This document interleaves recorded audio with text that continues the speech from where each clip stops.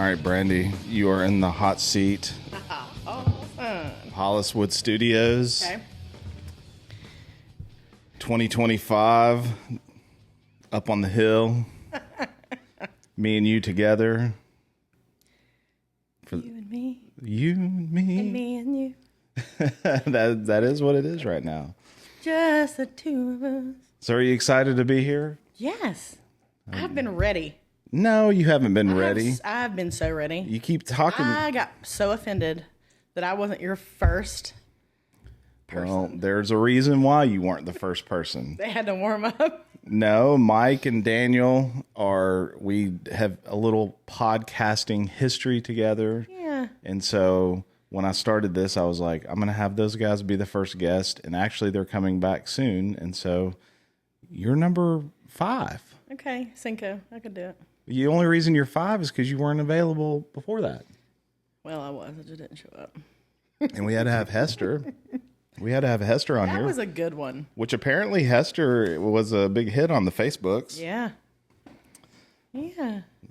Well, he should have. He's everywhere there. Well, he's the unofficial mayor of Fairview. I saw that. Lisa Anderson's probably tired of hearing me say that, but You know what's funny? I was watching that podcast back, and where he was talking about, or you guys were talking about the whole strip right in front of where oh yeah, it was where Publix is now.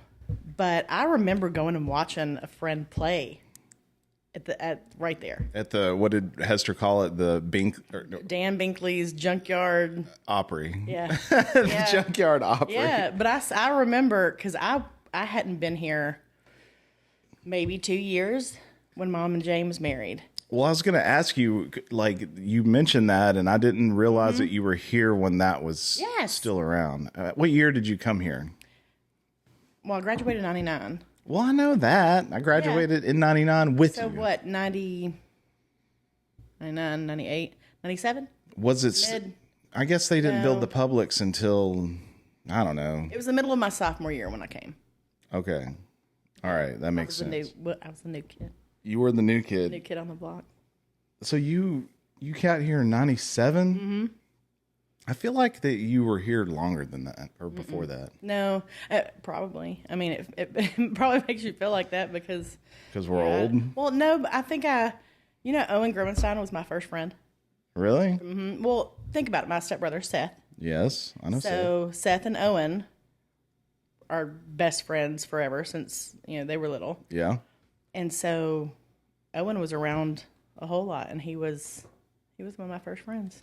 Yeah, me and Seth and Owen were friends when we were really young. I mean, I've known those guys since kindergarten. Yeah. So imagine coming in mid-sophomore year to all these kids that have been together since kindergarten. You're trying rough. You're trying to get in on our friendships. Well, and it was hard because I've told the kids this, when I first came here, at lunchtime especially, I remember eating lunch in the library for like 2 months because I didn't know anybody. What, were you hiding? I guess, kind of. And then Owen came in there and he's like, what are you doing in here? Is it like wait a minute. Wait a minute. Is it an option to go and eat in the library when you're in school? I don't think now. But they let you who do knows? that? They like, oh yeah, I was a good girl. No. I was. I like how you said I was, not I am. Like I still am. Yeah. So a little history with us is, so we went to high school together. We graduated together. I wouldn't say that we were like best friends, but we always were in the same circles. Yeah, we knew each other, and now you had beautiful hair. I did. Yes, I remember that. That's what I remember about you from high school. I had long hair. Mm-hmm. It was luscious long. It was smooth and like sleek, like beautiful hair. Kind of like Jack's is now. Yes. Yeah. Jack has beautiful hair. Somewhere along the line, I got old, and it just. Well, we got old. Yeah, it's like now it's all. I had to cut it because it was. We from the 1900s. We are from the 1900s. That's pretty funny to think. That's what I remember about you. And then after we graduated, I didn't see you again until we moved in over here. And I hear, oh God, not you. And I look over, like, who is this? I said that? Yes. I wouldn't say you were joking. Oh, okay. Yeah, you were absolutely joking. I was about to say, I don't But think no, I'm I was that like, big of a jerk. oh, it's Tim. Well, that's the thing is, I'd mentioned this on another podcast that I'd lived over here because I rented the place and then I left for a few years and then I came back. Moved in the slums. Yeah, but just so everyone knows, Brandy and Graham call Pengrove the slums. Yeah. Well, we say it's like the wrong side of the tracks. Right? What do you mean? It's literally. It's not. But that's what makes it funny. It's because right. it's not. It's right down the literally hill. Like a 5-minute walk. And the houses are actually newer down there. You know. But it's a slum. Well, it's because you were moving away from us. Well, okay. So we had to. Yeah, you're moving to slums. Yeah, retaliate by saying that I went to go live in the hood. It is kind of hoodish down there nowadays. I mean, it's kind of hoodish up here nowadays, apparently. Yeah. You want to talk about that? Let's talk about that. Well, I mean, if you get a lawsuit against you for slander or something, then that's on you, not me. I don't care. All right. Well, Bring it. Hey, I will just put more devices up around my house. Well, okay. Well, where do you want to start with it? Let's talk about it. Gosh, let's talk about the Free Bennett movement. Well, hold on a second. Let's start with this. Let's start from way back. Let's start here. Let's start with picture the neighborhood up on the hill. Mm-hmm. Everybody's friends. Serene. I move in, and Brandy and Graham are my neighbors. I went to high school with Brandy. I've known her for years, so you're locked in on there. Yeah, became fast friends with Graham. Fast friends with Graham. You got Heidi next to you. Became fast friends with them. We got Bob and Deb over here. Mm-hmm. We got Tara's living, right over here. We just got Mike and Teresa. We got a lot of great people living over here. Yeah. And sun comes up in the morning. The birds are chirping. And then you hear a scream. It's like you come outside and you got your coffee and you go get the newspaper and wave to your neighbors. Yeah. It's like we're in the 1950s. Yeah, like the Truman Show. Yes, like the Truman. And then what happens then, Brandy? We have one neighbor. One neighbor. Mm-hmm. One neighbor who you think, I mean, just unassuming, just was the nice neighbor, and then all of a sudden, she was very nice. She was very nice. I feel like she was nice. Yeah. I mean, do you think we were being deceived? I don't know. I'm wondering because everything was fine. Or do you think there's been a break? Possibly because everybody loved her. Everybody around town. And the animal. Yes, there was an animal and everybody loved the animal. It was kind of like a, hey, let's go out to the hill and see. But please don't poop in my yard. There was that. I didn't like it when there was shit in my yard because I am a landscaper. Yeah. And you wouldn't be able to tell it now. But back then, when I used to take care of it all, it's like, I'm like that old guy that's like, you kids stay the fuck out of my yard. Don't poop in my yard. Don't do it. We're not kids. Well, do you remember the neighbors across the street from us that put up a little sign? Oh, yeah. Yeah. About this is your poop. This is what did it say? Something about, this is from our shitty neighbor or something like that. It was. Maybe they knew though. It's kind of like I'm thinking that maybe we were deceived on the situation. Maybe. So what's happened? Tell me about it. So, what's it? A little over a year ago, we were just sitting out at the hive, hanging out, and just hear a blood curdling scream. Yes. Blood curdling, but it was a scream that I was like, oh my gosh, somebody's in trouble. And well, hold on. Are we talking about the girl? Yeah. So while y'all were out at the hive hanging out. You were at the hive. I was not. I was at my griddle cooking. But you heard it? And I heard it. Really? I didn't know you heard it. Now, remember, I set the scene for you a second ago. We're like the 1950s neighbors. And right. I had my apron on. And I had my top hat on. Kiss the cook apron. It said kiss the cook apron. And I'm just chopping along on my griddle. And then I was like, what is the sound? Yeah, but it was Kevin. R.I.P. Kevin. R.I.P. Kevin. Kevin says, "No, I think that's an animal. I think that was an animal." And of course, you think it was an animal, so you immediately look over that direction. Yeah. Because, it's not a conventional animal. It is not. It may or may not be a barnyard animal. Yep. So we see the owner of said animal walking across the yard like nothing at all had happened, right? Nothing. We're totally okay. So we're like, maybe it was an animal, maybe, but it wasn't her animal. And we definitely at that point didn't think it was a woman or a man or a human or being, anything, right? So we resumed our activities at the hive, talking, cutting up, relaxing. And not even 5 minutes later, we see the cops pull up. Oh, the police, Fairview police coming up. And they go to her house and they knock on the door, open up, we've got you on camera. And of course, so I had to get up. We all walked, wish I had popcorn, walked to the driveway. Well, it's a neighborly thing. Right. Is if somebody's getting arrested in the neighborhood. I want to know. Like, not only do I want to know what happened. If you weren't at the hive, Brandy, you're that person. I would've missed it. You're that person that's like, you got that blind cracked Not open. me. You're My next door neighbor. You just like, Not me. What, Heidi? Yeah, Heidi would for sure have that blind. Heidi was out there with us, so we both stood up. Yeah, but if you were both inside, those blinds would be cracked open. I would have definitely opened my front door for the show. Yeah, I know. And like, what? What is that I hear? But it was, we hear screaming from the other side of the door. Yeah. She's not coming out. So they were talking about, we'll come back. We're going to get a warrant, whatever. We're going to get you out. So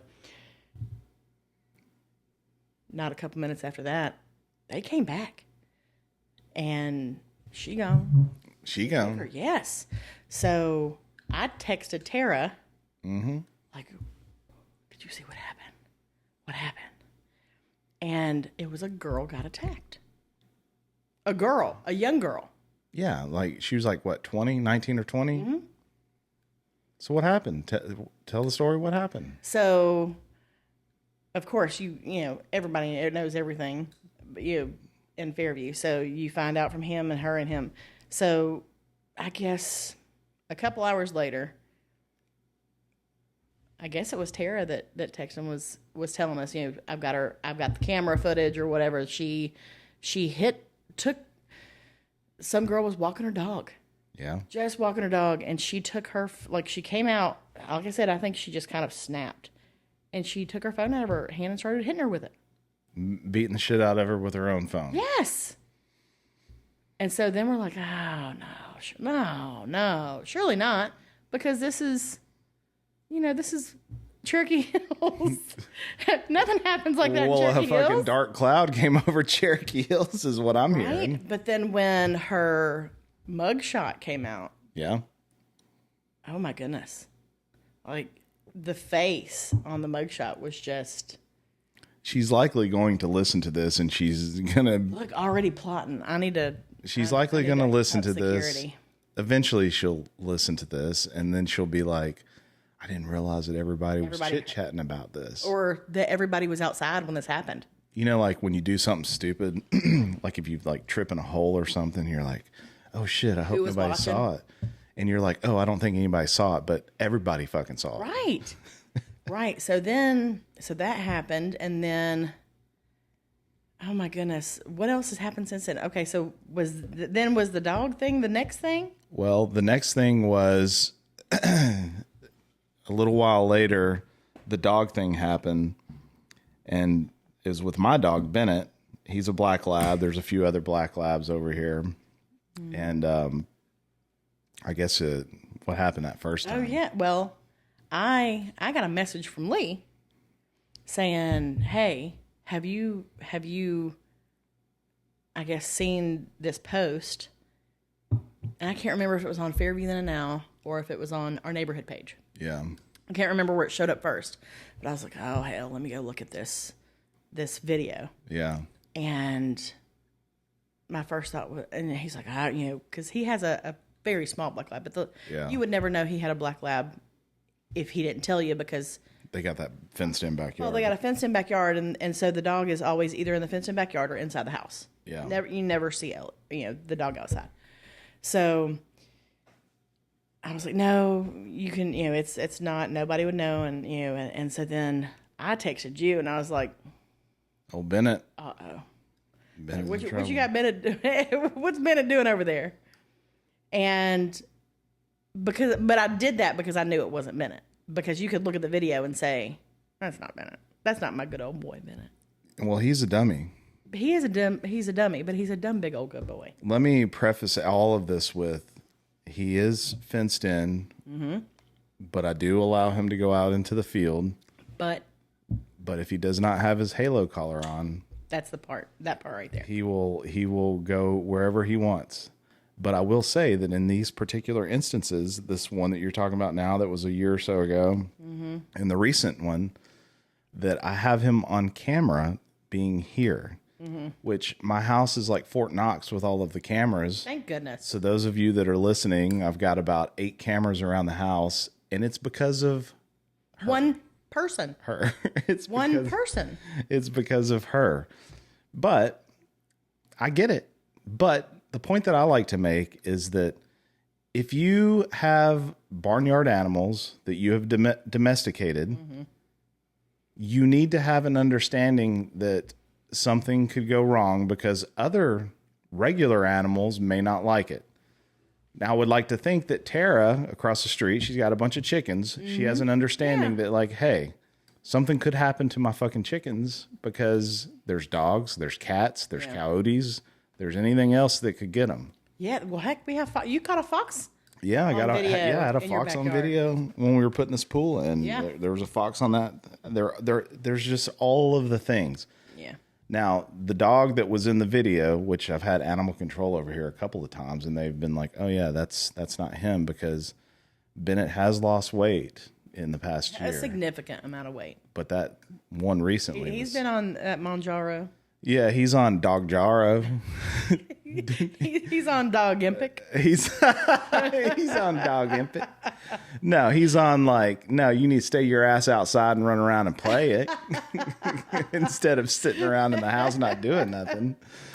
I mean, you think that we didn't feed him because he's so, when we go to feed him, he's about to just destroy it. I'm like, man, I'm going to lose a hand because he's so hungry because he's out more active, running around and doing things. He is. But it sucks because I caught on my cameras, which they don't know, this incident that happened a few weeks ago, that, they were talking shit. They were being like, oh, that's Bennett. That's Bennett. I'm like, no, I got Bennett on camera right here hanging out. Don't be slandering my dog. Yeah, don't be slandering my dog. So if we try to get sued for slander here, I'm going to sue back for dog slander. Dog slander. That's the thing. So it sucks. It sucks that we've got a good, peaceful neighborhood over here. Yeah. Except for that. Had. So what are you going to do about it? How do we proceed, Brandy? We don't have an HOA. Which I'm 100% a fan of. Me too. I enjoy not. Because if we had an HOA, then then they would have a problem with me parking my cars in the yard, parking our cars on the road. Doing all the redneck fair. Right. Listen, Brandy, you're 1997. I don't know if the hive would exist. You're 1997 Fairview. I'm like 1981 Fairview, and we do redneck things. Those, park our cars in the yard or have a couch out on the front porch. Yeah. That's what I do. Have a spittoon. Ding. Yeah, we got all of those things. Yeah. So anyway, it's disappointing that I don't like the fact that our neighborhood is becoming synonymous with negativity because of one person. Yeah, when Hester was over here a week or two ago when he did his podcast, it's funny because he was like, Where do I gotta? Where's this person that's stirring up all this shit? Yeah. And I was like, well, it's bad when you have young children. Yeah. And you're like, don't drive by there. Don't ride your bike by there. Don't ride your scooter. Don't walk around that way because, you don't know what's going to happen. Every morning before I go to work, at least I was doing this up until probably the past couple of months, and it has been cold. But like I start my truck up, and then I walk around this loop here a couple times, and every time I walk by there, I'm like, I'm gonna get shot. Yeah. I think she's not allowed to have firearms. Is that what you heard? That is what I heard. How do you know that? I don't know. Like, we don't know. We don't know that it's. Well, Brandy, let me tell you how some things work. Criminals usually are not allowed to have firearms. Gosh. I mean, you know. But criminals can have firearms because they have them. Yeah. I don't know. Do you think I need another camera? Yeah, you need another camera. You need like 2 or fucking 3 of them. We've got several. You need more. Yeah, we do need more. I'm telling you, my house is on lockdown.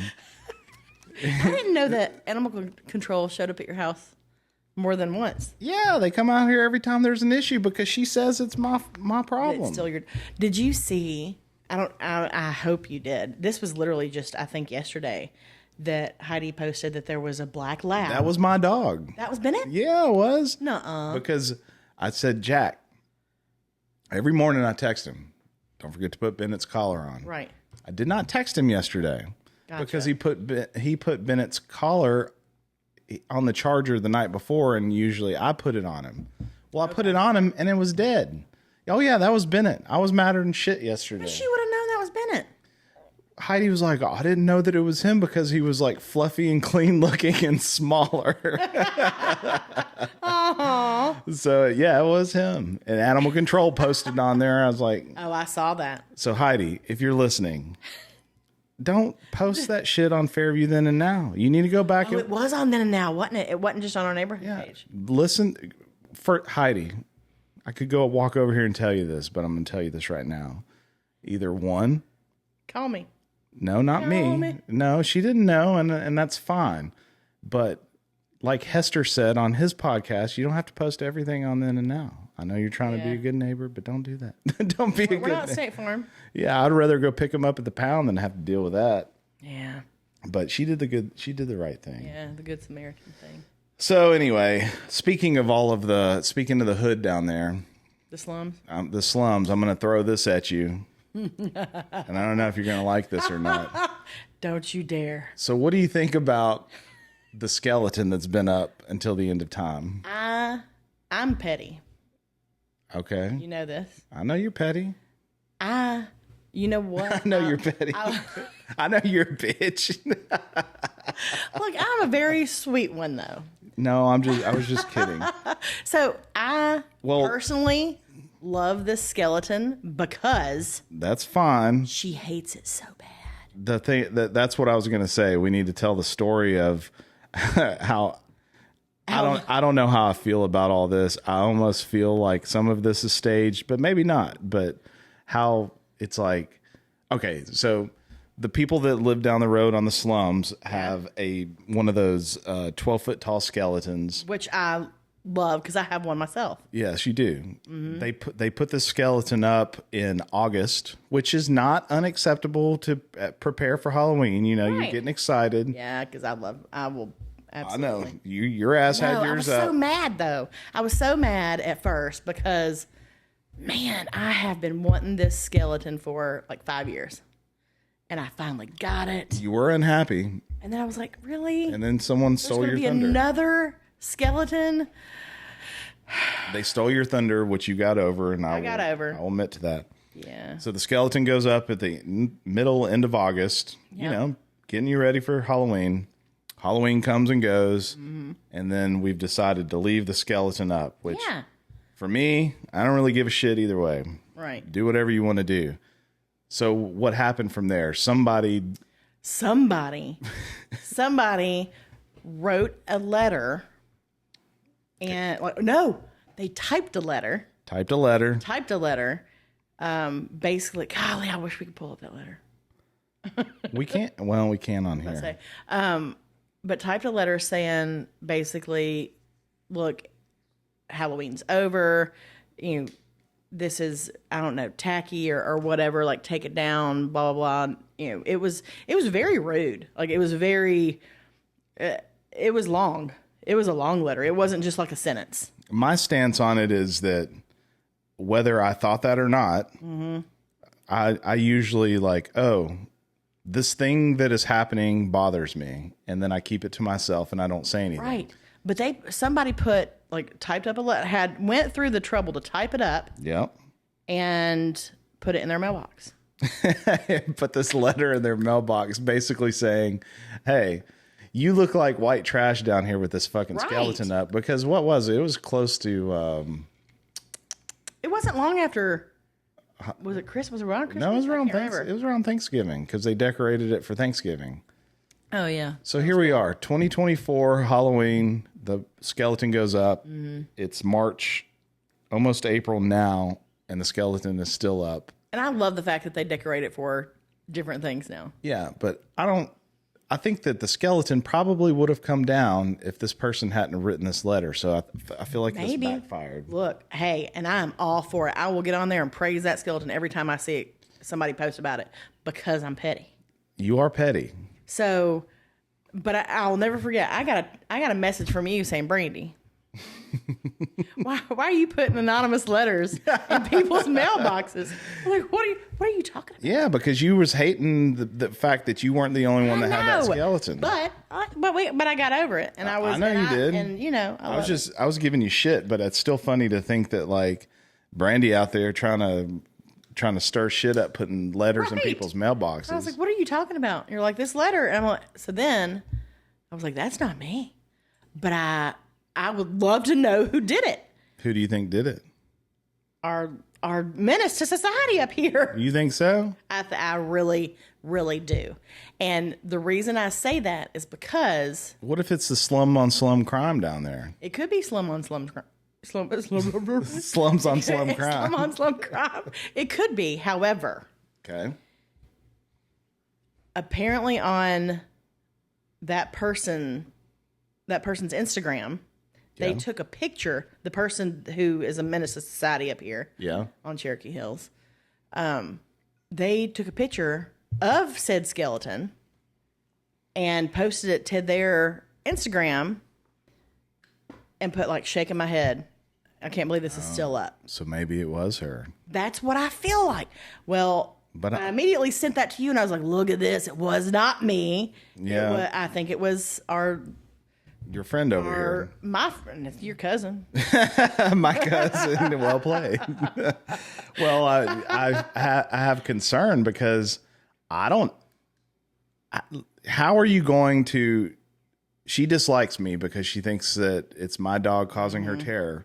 Right. But then she blocks me, so I can't see any of the shit that she's posting. She's not only going to block you, she's going to block your family, your friends, everybody that I feel like that's a lot of time to have on your hands to go through and block everybody that you're in contact with. She's injured from all of the problems that she's had over there, so she's got plenty of time to get on the Facebooks then and now. I guess somebody had posted, I don't know who it was. I guess when she posted, the video, does anybody know whose dog this is? Because that's how it came out. The whole dog situation is. I'm posting a clip of this dog, attacking my barnyard animal. And whose is it? I'll give you a reward. Well, nobody was stepping up. Nobody's coming out of the woodwork. I would have stepped up if it was Bennett. No, I would have stepped up and said, "Hey, it's this down in the slums. It's those people that have that lab," and then I would have got the reward.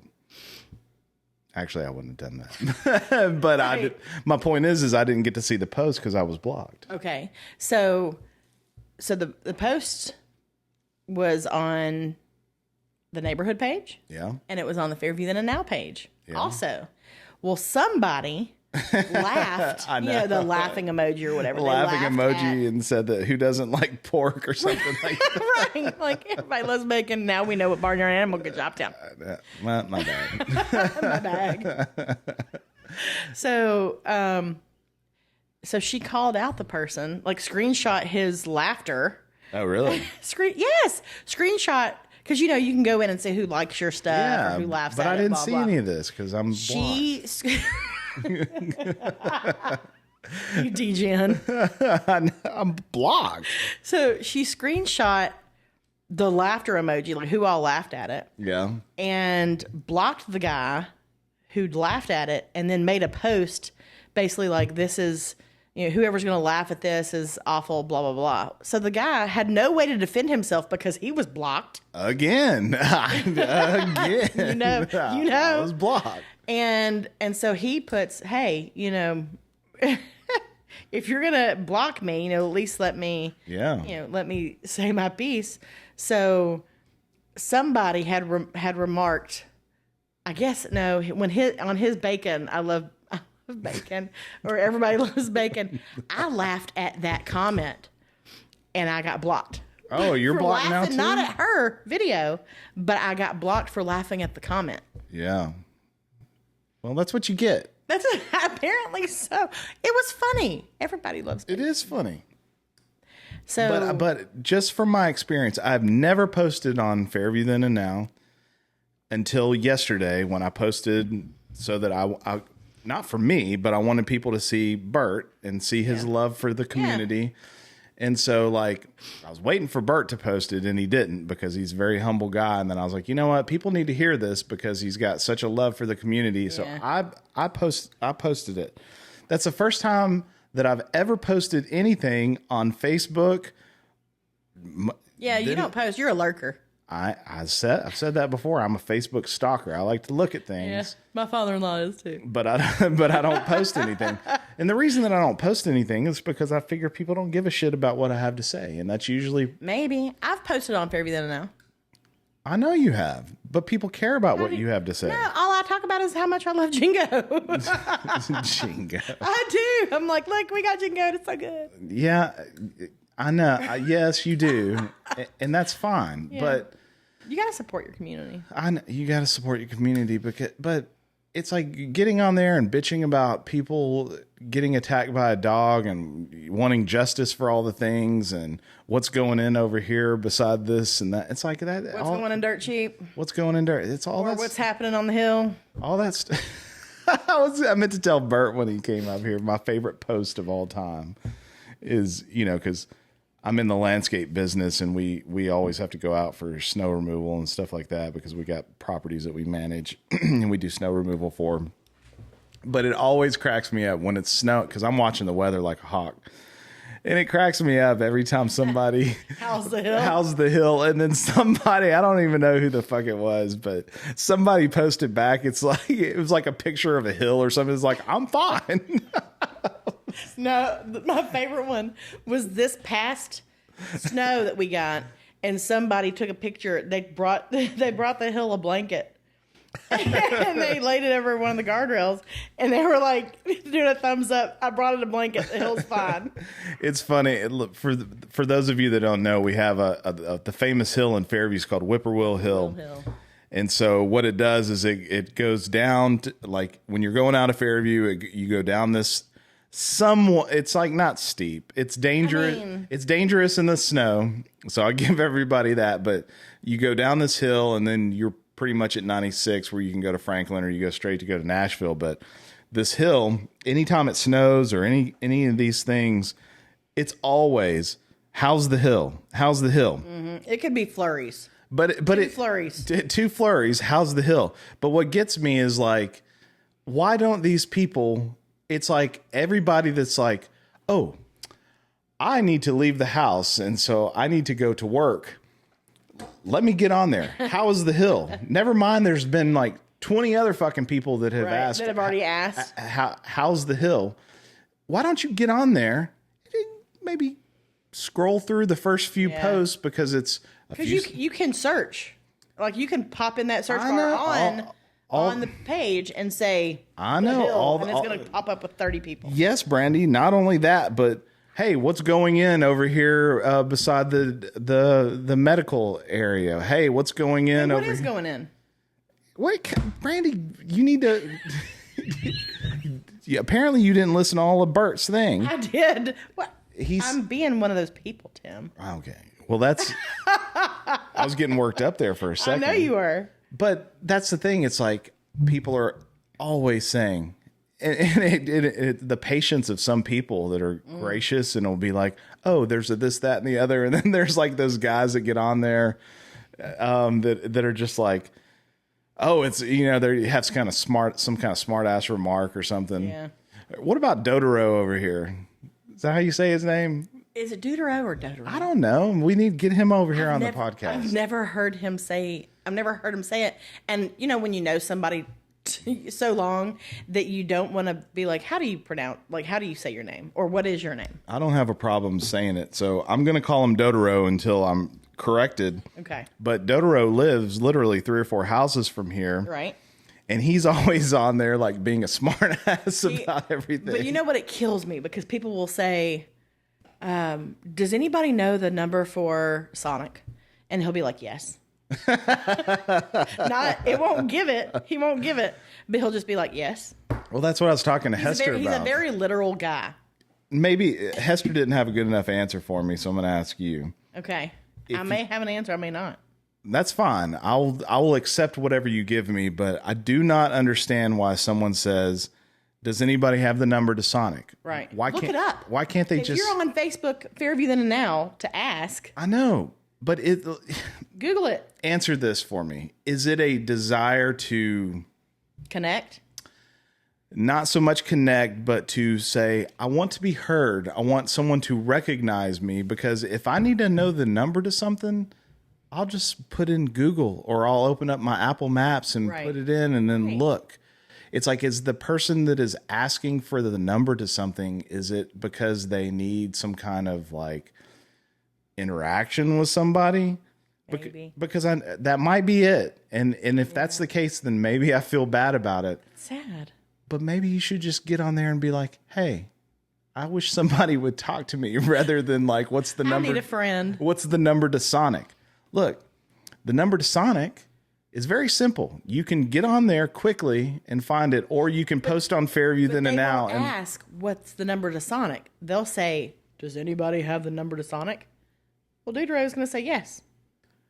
Well, he's not going to give you the number, because that's not what you asked for. I got to be honest. Like, I don't have the number to Sonic, because like I don't have it on the speed dial, because what am I working there so long? Well, yeah, you were. You did work there a long time when we were younger. Yeah.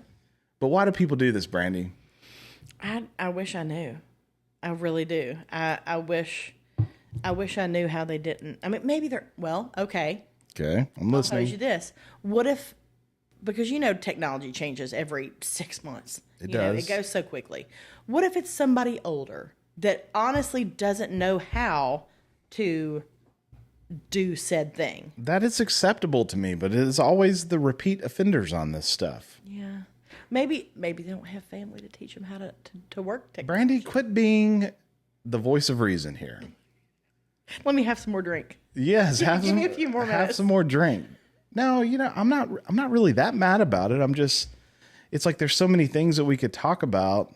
And that's why I posted that thing with Hester, because I want people to know the community and love the community, and more than anything, see Bert's heart for the community.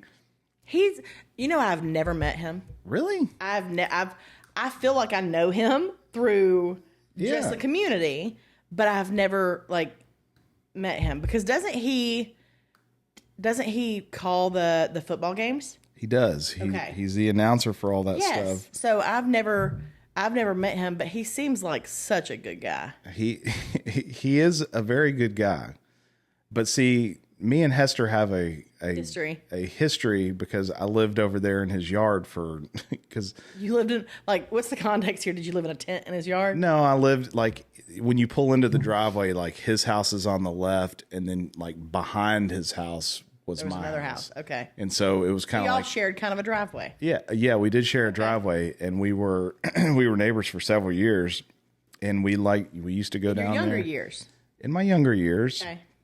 We used to go down there and go to La Plaza, and there's probably a lot of stories that Bert would prefer me not to talk about, and so I won't, but we had a good time as neighbors. It's kind of like it was a blessing that he was my neighbor, just like you guys are a blessing that we're neighbors here, and you got friends and neighbors. It's not just neighbors.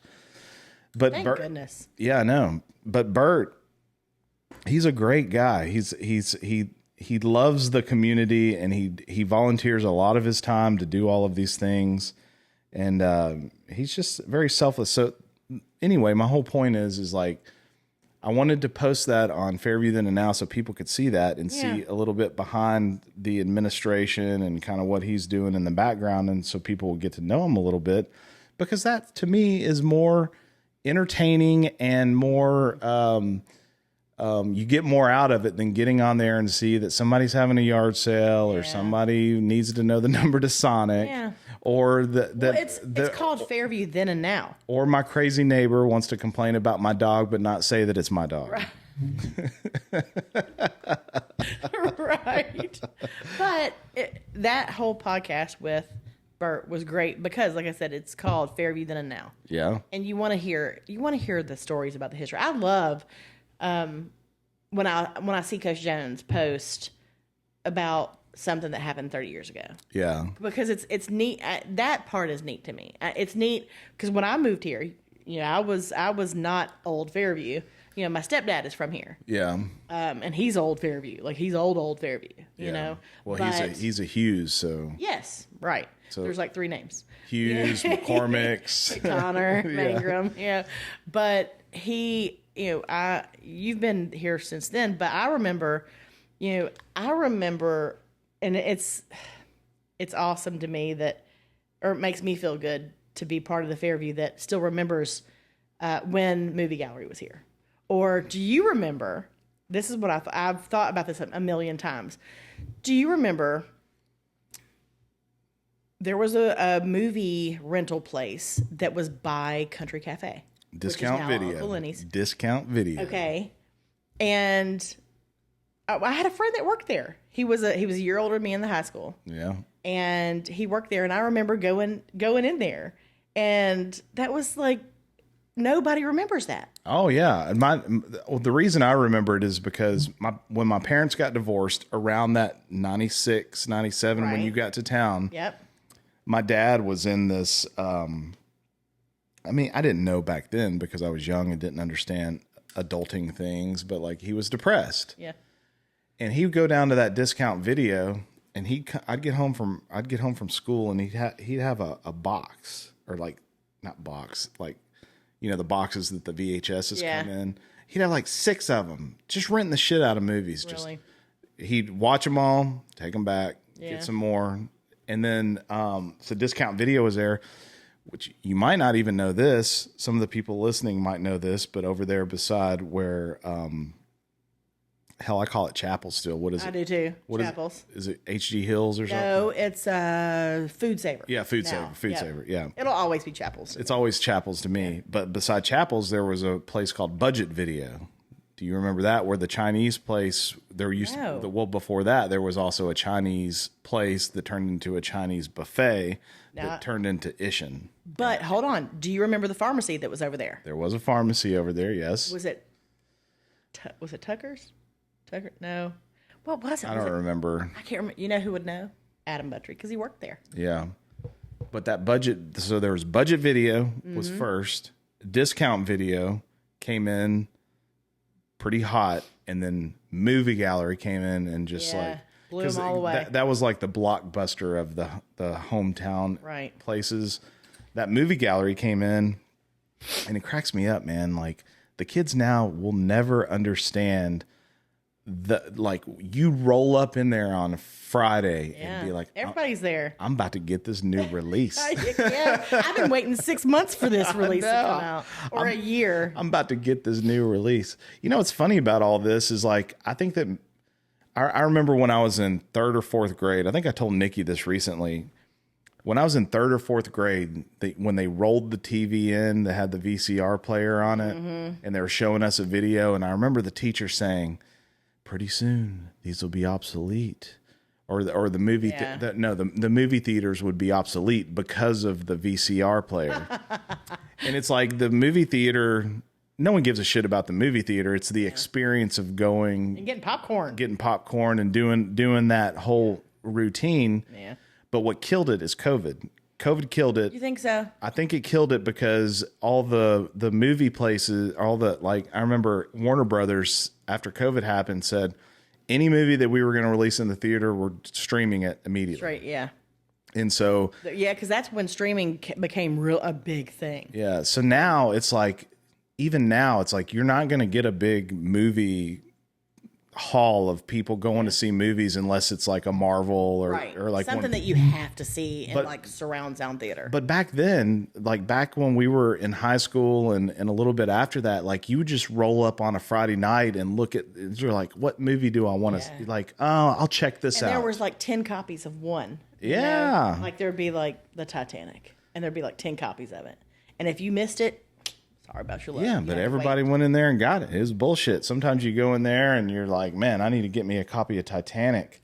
And you'd have to, they're like, sorry, they're, you know, on their, you know, Windows 95, like typing it up. Yeah. They're like, yeah, it looks should be returned tomorrow. Yeah, it should be returned tomorrow. And then, and then you roll back up there the next day and that motherfucker didn't return it. They're getting a late fee. Yeah. they're keeping it another day. I mean, what do people do? Just like keep it and watch it like 5 times or something? I don't know. Titanic was long. It was long. It was two VHS cassettes. Yeah, it was. Remember that? Yeah. Or like then when DVDs came around, it was like, it was 2 discs. Yeah. A 3 disc because then they had all the bonus footage on it. So, okay, let me ask you this because I honestly don't remember.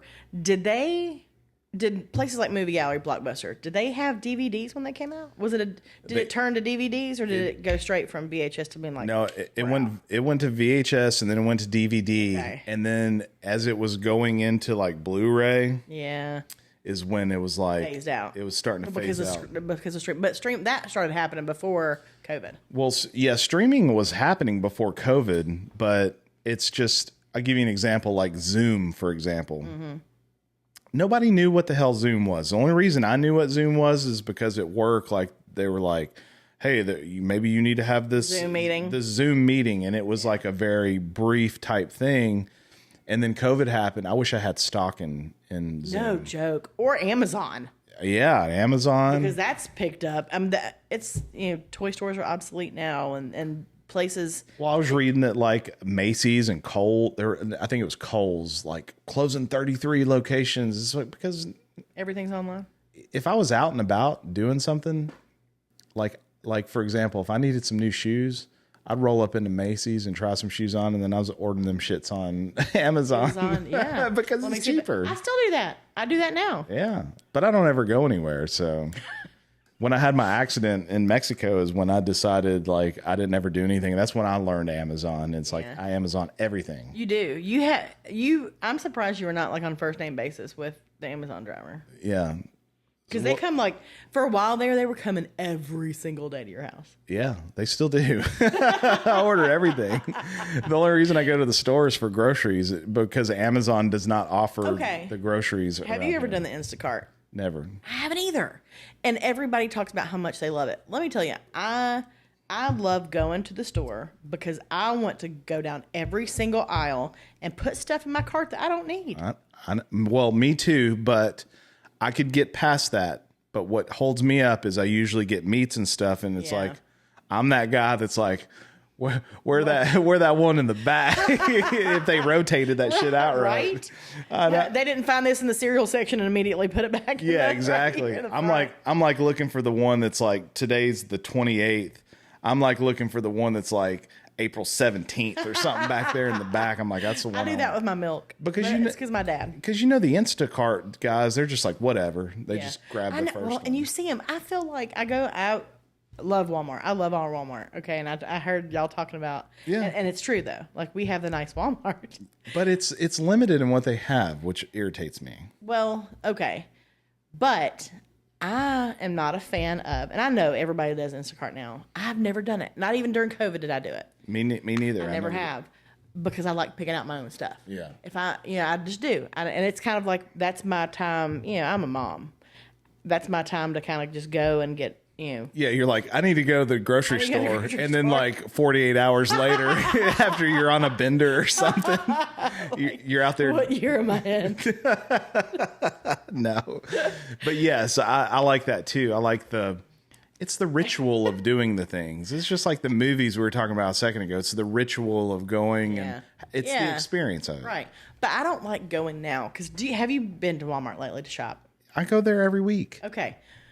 I don't like how many Instacart shopper people they have. Like, I feel like I'm intruding now I go. How do you know when someone's an Instacart shopper? Because they've got them. Look, I'm setting all up for this. You're leaning in. We've been talking about. We're about to get started on this thing now.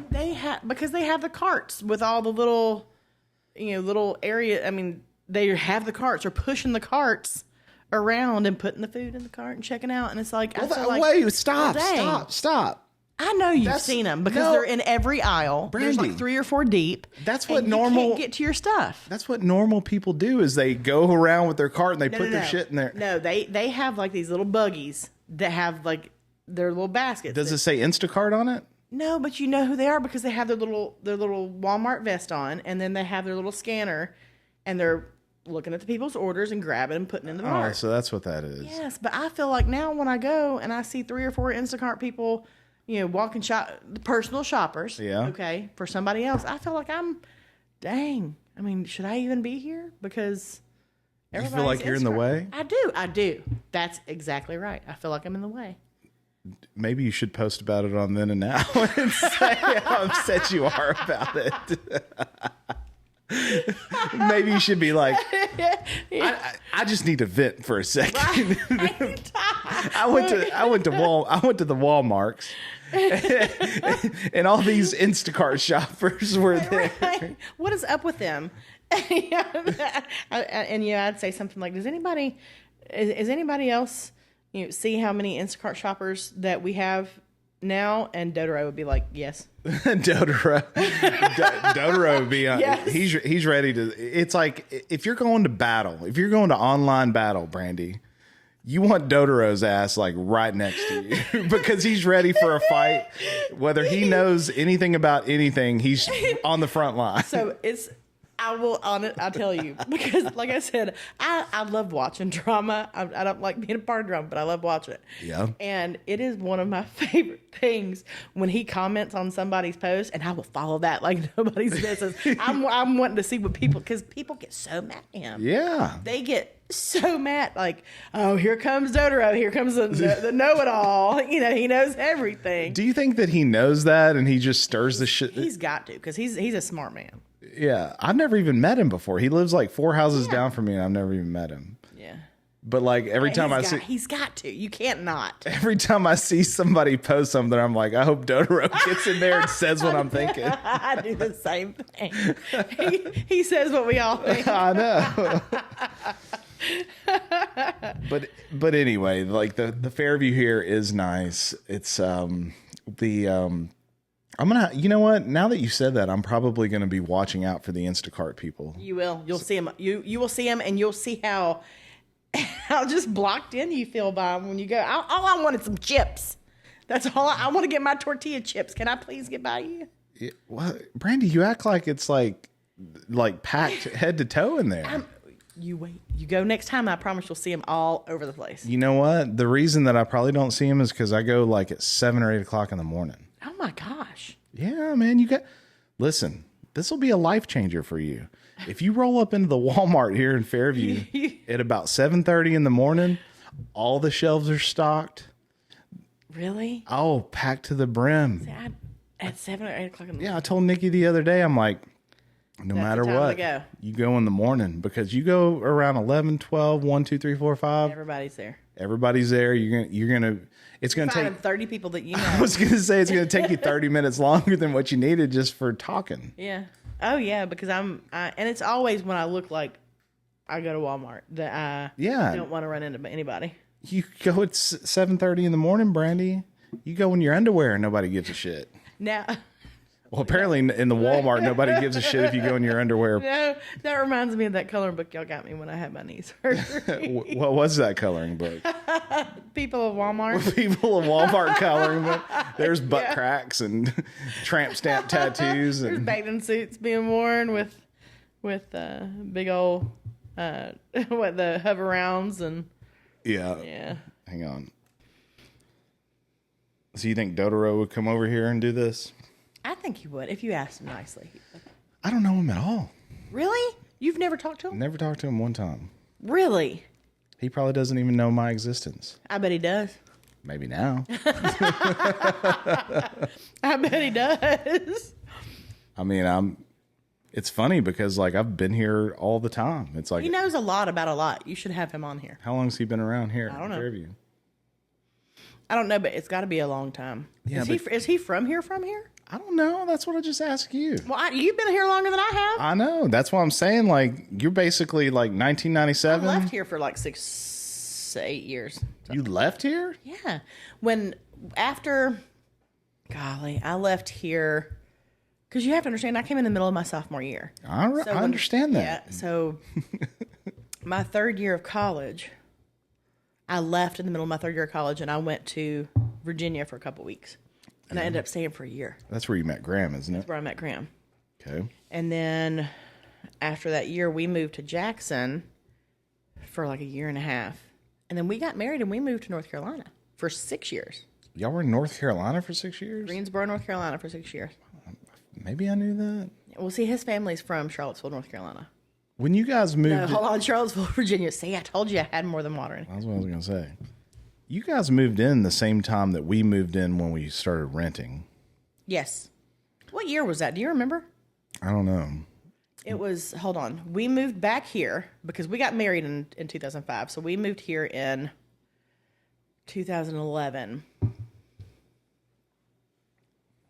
And I moved in with my mom we stayed there for a while until the house sold.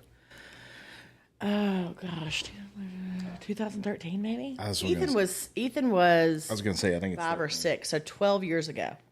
It's funny because like I think I told you this recently. The people that owned the house at the time, we became friends with them and everything. This house? Yeah, house? Yeah, Okay. This house. And before we put the pool and all this stuff in here, when we first moved in here when we were renting it, they had a garden. You remember the garden that was out here? I do remember the garden. And Josh, the guy that owned the place, was like, yeah, they brought dump truck loads of like good soil or whatever, really. And so I was like, all right. Well, and so I had a garden out here too. I was about to say, didn't you upkeep it? I mean, I upkeeped it because it was fenced off because the deer would get in there and get it. Yeah. And so, hey, do you remember our Family Guy horse that we had behind here? Oh yeah. Oh hell yeah. Hang on, we'll talk about that in a second. Yeah. So I came out here one morning, a few days after we moved in, and again, I'm a landscaper, so I was trying to clean it all up, get the leaves and everything out of it, and it's like 8:00 in the morning or something, and I'm like blowing the leaves and shit out of there, and like you yelled at me or you bitched at Graham about me saying that it's like that's too early to be out there blowing. It was before 8. It might have been. I thought 7 was acceptable, but sir. But apparently not. It's not acceptable now. To run a blower at 7:00 in the morning? No. Noted. Unpopular opinion right here. Noted. No. So I did that, and you were unhappy. But yeah, there was a Family Guy horse back here. We used to give it like apples and stuff, but there's something wrong with it. What was wrong with it? I don't know. It was like retarded. Like literally, I mean, it was like a retarded horse. Can I not say that? Can you? There was something wrong with it, Brandy. Maybe it was past its prime. He was a little older. And but this is what he did. This is the way he looked. This is the fence right here. He'd stick his head over. He's like this. Yeah. And you give him an apple, and he's like. It's like, okay, dude. How long? I mean, I don't remember when it left here. I just remember when it was here. And then it wasn't. And then it was gone. It was gone. I don't know what happened to him. Mm-hmm. But yeah, the kids used to come out here and feed him carrots and do all the things. And yeah. The Family Guy horse. The Family Guy People that watch Family Guy will know what we're talking about. Emma's asked me if she could watch Family Guy. No, like, absolutely not. No. You got like 7 years ago, sweetheart. I know. Look, I'm not going to lie. I'm like the worst parent ever. But like I would at least try to censor that stuff so my kids didn't see Yeah. that. As funny as it is to to us. There's stuff that just now, because Ethan's 17. Yeah. Okay. But there's stuff that just now I'm like, oh man, Ethan's got to watch this. Like I remember, I guess it's been about a year. I was like, you've got to see Step Brothers. I felt like he was old enough. Me and Nikki made Jack sit there and watch it. I felt like he was old enough too. And they thought it was hilarious. Right. But good for us for keeping that out of the, Oh yeah. out of their existence until we thought it was appropriate. I always think that, I don't know what people think of me. Like I said, never been like a poster on any kind of social media or anything like that. I've always been pretty keep to myself, and I am who I am with you guys. But like when it came to my household, it's like I was pretty hardcore. Yeah. Hey, everybody knew not to mess with me. Like, don't mess with Dad. And it's not like I'm out there beating them or anything, but it's like they knew to be in line. And it's what's been hard for me with this whole podcast situation is like they probably know that I am who I am, but I would never do that like this in front of them. I wouldn't act the way that I do with you guys or coworkers or friends or anything like that. When I knew that you were a good dad. Well, oh, and no, it's been a long time, but because Eli would work for you, he would do stuff for you without a fuss. No, he still does. But that's why I was like, dang, Tim must be on it. Like, look at Tim go. Well, I mean, I was a pretty hardcore dad when it comes to all that kind of stuff. Yeah, but you're a good dude too, though. Like you're not like, like I was telling you before, it's like it's been a struggle for me to do these podcasts and nobody's listening to it. There might be a handful of people. I mean, you're kind of going viral. For like a day. Whatever. But I'm just saying that like if people do hear it, it's like this is who I am. This is like how I am, but yeah. You're not like that with your kids, but yeah. But the kids are all older now. Right. They're adults and they can choose to listen to this or not listen to this. But what's been hard for me is for me to turn this page and being like, hey, I guess the kids are going to hear this. They're going to hear me say bad things, or the podcast with me and Joseph is unacceptable. But that's two brothers sitting here talking. We got a lifetime of things that we can talk about. But if okay, say Jack was Emma's age, you would not let them listen or have an avenue to listen to your podcast. I would not be doing this. Right. Because exactly. That's what I'm saying. Like there's stuff now that I'm like, dang, Ethan's 17. I'm gonna introduce him to this, and this. That's the problem that you're in, is you've got a son that is like you can kind of start being friends with him as opposed to just like a parental figure. Yeah. But you also have the younger one where, and so the problem is a lot of people get to that with their older ones. You know how there's like these families where there's like 10 kids or whatever, and like the last 7 of them are all fucked up because like, parents get to this certain stage with the first one and then it just kind of trickles down. You start loosening up and you're not, it's like, I've been kind of like, all the way up until like recently to where, okay, Jack is obviously a good kid. Yeah. He will be a contributor. And he's old enough to know better. Yeah. He's old enough to know better. To make his own, hopefully good choices. And so he can look at me and be like, my dad is an idiot, or my dad is funny, or whatever he decides. But he will know, like all 3 of my kids know their upbringing and know that what is acceptable and what is a joke and what all those things. So, but I don't know what it would be like. That's why I was telling you when you were coming on here, it's like you need to decide what you want to say, because I do know that maybe your kids will want to listen to this.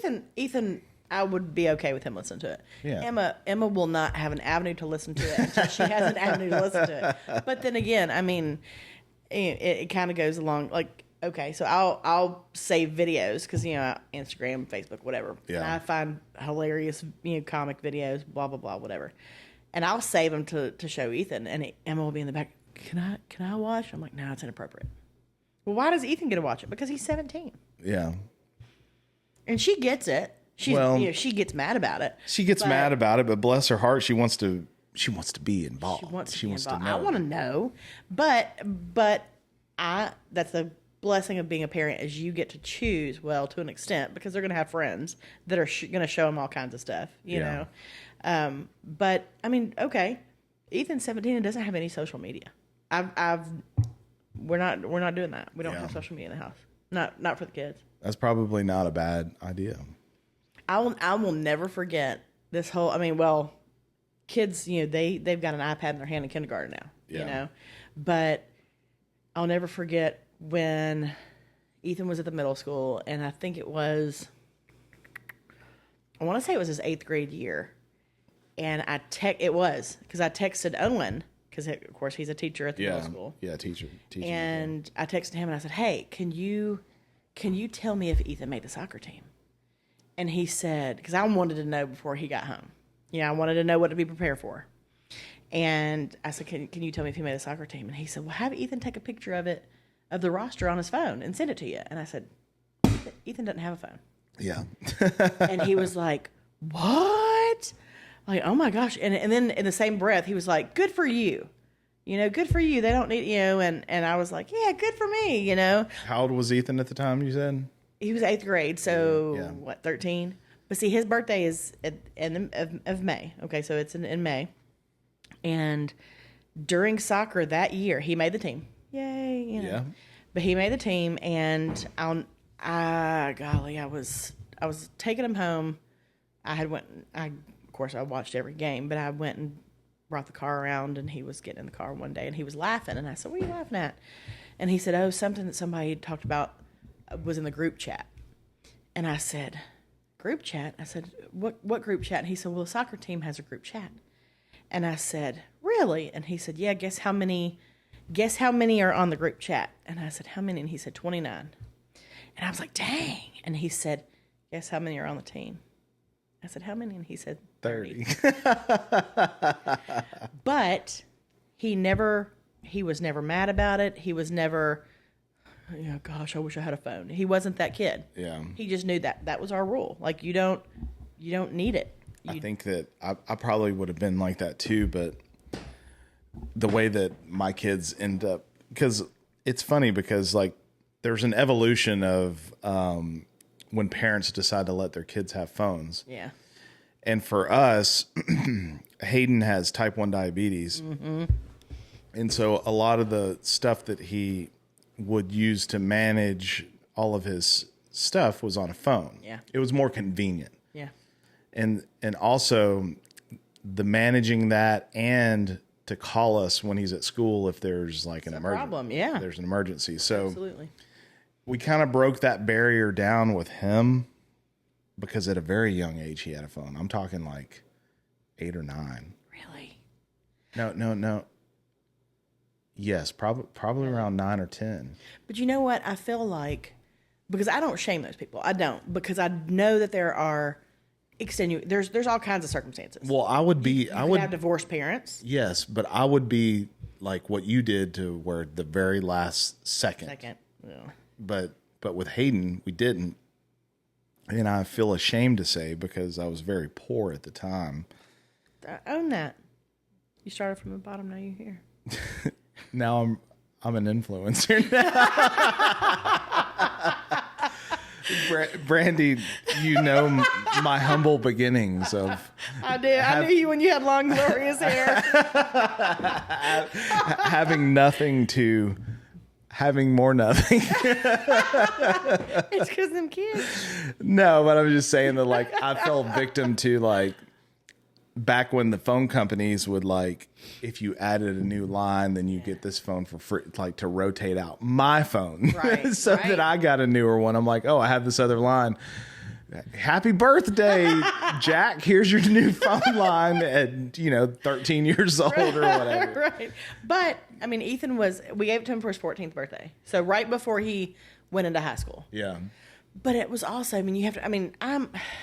I'm not a helicopter mom. However, Yeah, you are. no, I am not. You are. I am not. Am I really? Yes. Really? I don't know. What is a helicopter mom? What is a helicopter parent? Is that somebody who like? I'm not a helicopter. Am I?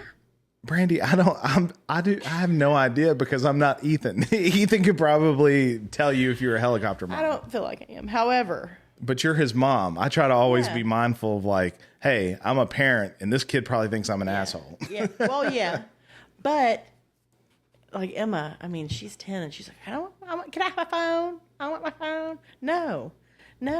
But another reason that I was hesitant, and both of us, I mean, we agreed on it. Graham and I agreed on it. You know, our parenting styles are very similar. Yeah. And there's so much bad. Oh, yeah. I mean, that was when, cyberbullying was, that's all you heard about was this kid did this because they were bullied online. And I mean, he's so matured now.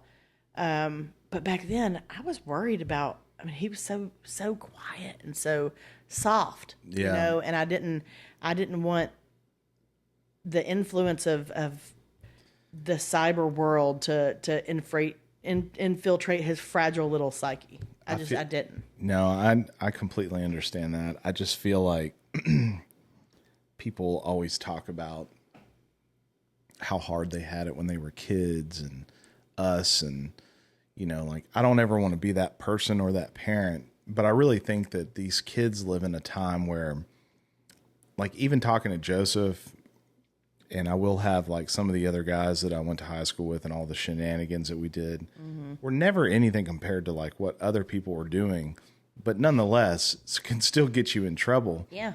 But like, I don't know where I would be right now if there were phones recording everything. It's like these kids have to be careful with all that. Yeah. It's like these kids. Yeah, because once it's out there, it's out there. Yeah. Somebody's screenshotting it or Well, think about if you're 15 and you're in love and hey, Brandy, send me a picture of your boobs. Your vagina. Send a picture. No. And it's like, but I'm saying that like if you're 14 or 15 years old and you do that and then it's like out there. Or if a boy or a girl or whoever is like wants to do any of these things, then all of a sudden they want to run for president. It's like that can always be there. Yeah. So it's a very complicated situation to where I think it's much harder for a kid to be a kid now than it was. I mean, we were just doing dumb shit back then and no one cared. Right. Well, heck, we would, before cell phones, and it's crazy, I think, when we tell them, okay, we didn't have all this stuff when we were your age, I mean, we didn't have tabs on us at all times. We got on our bikes and we were home before dark. Yeah. That was our thing. Okay, be home before dark. And, if you wanted to stay longer at somebody's house, you use their house phone to say, hey, can I stay a little longer? Whatever. Isn't it funny? Well, I was talking to my friend Mike about this, that it's like you could be, eaten by a bear, lost in a ravine, and nobody would ever know. Because it's just like, I feel like I'm a helicopter parent in the sense that like, where are my kids? Where's everybody at? Right. Because we're so adjusted to knowing. Well, and we have Life 360 now. Life 360 or Find My Friends or any of that kind of stuff. But it's like, we didn't have that back then. And we could have been dead in a ditch. Yeah. And nobody would know for 24 hours at least. We could be a couple states over and our parents wouldn't know. I know. Nobody would have known. And so it's such a weird time.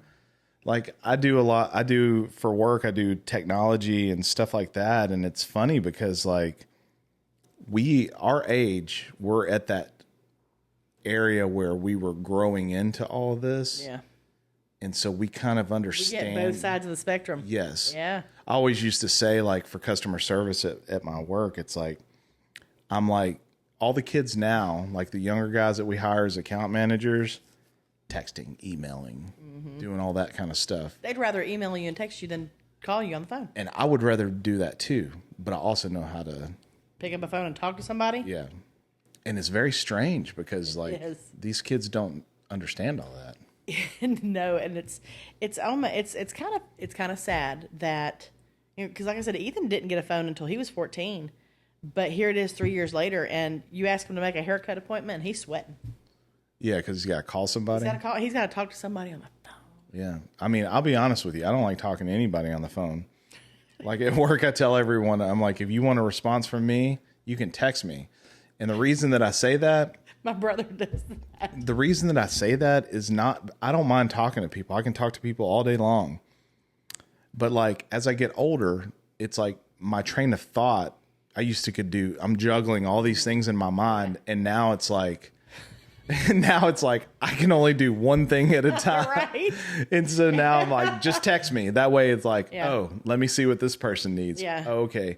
Because I don't want to be a jerk. And if you call and be like, hello? Yeah. Yes. Hey, can I call you back? It's like, I guess I'm playing chess and I'm trying to think like 10 moves ahead. I'm just like, I know I'm going to tell this motherfucker I need to call him back. You know, do you ever do this? So I have found, and this could just be the older I get. When I hit 40, it was like a switch flipped. Yeah. I was like, man, I just don't care anymore. Like, I don't have to care anymore. Yes. But I will, okay. I don't know. It might be a guy thing. It might be a girl thing. But I get in these moods. If I'm out by myself and I'm just in a good mood or whatever, I want to call and talk to somebody. And if I never get in that mood. But look, I do that now. I'm like, I'm going to call. I don't know. It could be I'm going to just, Mom, I love you. But I can like say a family member. I can say I'm going to call my mom and I'm going to talk to her for a while. Mm-hmm. Because I feel I want to talk. I want to talk to my mom. If she doesn't answer and she calls back a minute later, I ain't in the mood to talk now. No, it was on my skin. Right. I felt it right now. I felt it right now, and the moment has passed. That's how I feel. The moment. No, that was 30 seconds ago, Brandy. Brandy, what you just said is like my life. It's like no. I only want things when I want them at that time, and it's like Nikki, bless her heart, she has to deal with me and my. I think me and idiosyncrasies. I think me and you are a lot alike, where we're just kind of like we're just all over the place. Yeah. Like I want this and I don't want this, and right now I want Right. You're just kind of going all over the place. And Nikki's trying to like track that. Yeah. And she does She's a good woman for doing that. She Graham's does. a good dude for doing that. She tracks it, and she understands what I want and what I need, and I don't know, man. It's like the more and more I'm glad that I know you, because I know you're crazy like me. But I feel bad for them. Our spouses. But aren't they amazing people that I mean, because you and Nikki have been together for how long? 20-something years. Okay. Same. And a bunch of years. To be with somebody that knows you so well that they are willing to put up with your bullshit, but to navigate it. Yes. Like they do. That is part of me believes incredible. too though that you know how like couples are always saying that like, well, I just it lost its flame, or it lost all the. It's like, I don't know if this is good or bad, but like I'm gonna keep you guessing. And mine was different. My cray is gonna keep you guessing. Mine was different because I lost my flame for Graham for a while. But you know what? He freaking never gave up. Yeah. He's like, you coming back to me. No, that's good. Yeah. But I mean, Nikki's been the same with me. It's like people like us that have these type C personalities that are in their head all the time. And, I think that's kind of how we are. Yeah. It's like people like me and you could be like best friends, but we could never be compatible because we would constantly be like, he hates me or she hates. It's like we're just. What did I do wrong? We're just crazy, but like they are able to center us. Yeah, ground us. Yeah, I don't know. I looked at Graham a couple. I mean, that's probably been about a week. But I looked at it's been a week. We went out on a dinner date last week, and I looked at him. I was like, I'm so thankful that you deal with my crazy. That you deal with my crazy, but not only that. I mean, golly, I'm crazy. You are crazy. But I'm a fun crazy. You're batshit crazy. I am. But you're fun. But I'm fun. I'm batshit crazy too. Don't think that you're the only one. Yeah, I know. But I think that like you said a minute ago, when you get into your 40s, you start giving less of a shit about it. And that's a double-edged sword. It's a freeing feeling. It's freeing, but like you are just like, it's like our neighbor over here that we're talking about. Maybe she's just like, I don't give a fuck anymore. Maybe. that might. But I don't want to be like that. I know. Me neither. I like my brand of crazy. Yeah. But I'll make you a deal. I'll be like, Brandy, keep me in check. I'll be like, keep me in check. Because Graham might be like, no, baby, you're fine. Nikki might be like, no, you're good. But she's like, but behind closed doors, they're talking to each other like, yeah, they might be. We gotta like, do something. But like, I'll be like, Brandy, you don't need to go put notes in people's mailboxes about their fucking skeletons. I swear to God, that was not me. I gotta say this because I've held on to this for like 5 minutes. Right? You know, I was talking about how you get in these moments where you're like, I'm gonna make this phone call now. I'm in the moment. Like that was, you've got me in this moment, and I'm in. You will. You're bad about this because you'll be like, oh yeah, Grandma will come over and I'm gonna do this, or we're gonna sit in the garage and drink beer, or we're gonna talk and catch up, and then Graham's like, okay, a couple hours later, where are you at? You're like, yeah, no, I'm already on my couch. Or I'm already in my chair. I will address that. The moment has passed. I will address that when you're done with your the moment has passed. It's like that ain't the same Tim anymore. Listen, Graham at this point has changed what history really is. Because I learned at a much younger age that I don't ever agree to do anything. Yeah. Unless I know 100% that I'm going to do it. Yeah. So maybe he got his hopes up in his mind. He does. No, I know that he does. And I always feel bad because like I'm not a good friend. Oh, don't say that. Because I'm very wishy-washy. But he knows you. He knows you like he knows me. And that's why y'all work. It's funny because I feel bad because he'd always say, "Hey, we're going to trivia. We're going to trivia." It's like I don't want to fucking go to trivia unless I want to go to trivia. Right.